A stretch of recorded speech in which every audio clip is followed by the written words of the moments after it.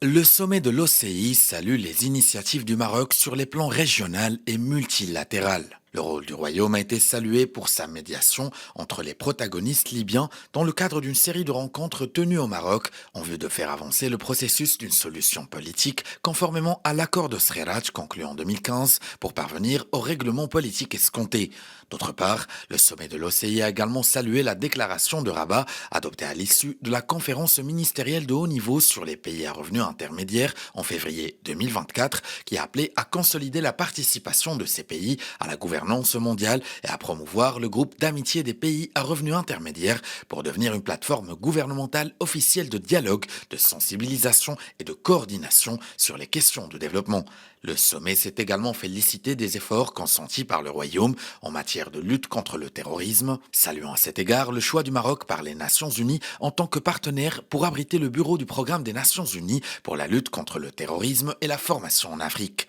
Par la même occasion, le sommet de Banjul a salué l'expérience marocaine dans le domaine de la lutte contre le terrorisme à travers la présidence du groupe de réflexion de la coalition mondiale pour vaincre Daesh en Afrique et l'organisation par le Royaume d'une réunion des ministres des Affaires étrangères de la coalition mondiale contre Daesh à Marrakech le 11 mai 2022. Dans le domaine de la migration, le sommet de l'OCI a salué le rôle pionnier de Sa Majesté le roi Mohamed VI en tant que champion des questions migratoires au niveau africain et la poursuite par le Royaume du Maroc de jouer pleinement son rôle en tant que pays leader dans la mise en œuvre du pacte mondial sur les migrations. Sur un autre registre, le sommet s'est félicité de l'élection du Royaume à la tête du Conseil des droits de l'homme des Nations Unies pour l'année 2024 en reconnaissance par la communauté internationale de son rôle en matière de défense des questions centrales des droits humains. Il a également salué la déclaration de Marrakech issue du premier séminaire international de mise en œuvre, d'élaboration des rapports et de suivi dans le domaine des droits de l'homme tenu à Marrakech en décembre 2022.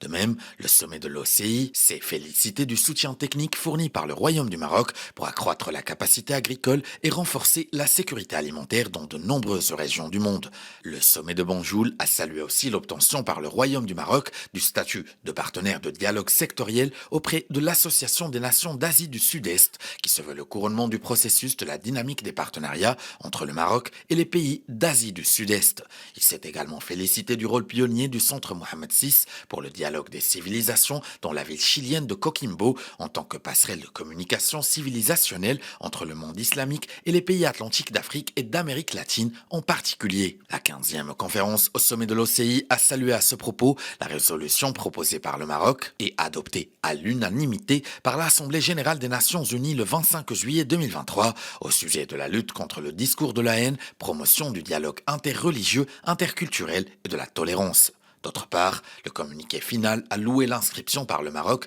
du patrimoine du Melhoun sur la liste du patrimoine culturel immatériel de l'humanité lors de la 18e session du comité intergouvernemental de sauvegarde du patrimoine culturel immatériel de l'UNESCO tenue au Botswana en novembre 2023 et qui se veut une reconnaissance internationale des efforts du Royaume du Maroc pour protéger et valoriser le patrimoine culturel matériel et immatériel, portant à 14 le nombre total de biens culturels inscrits sur la liste du patrimoine mondial immatériel de l'UNESCO.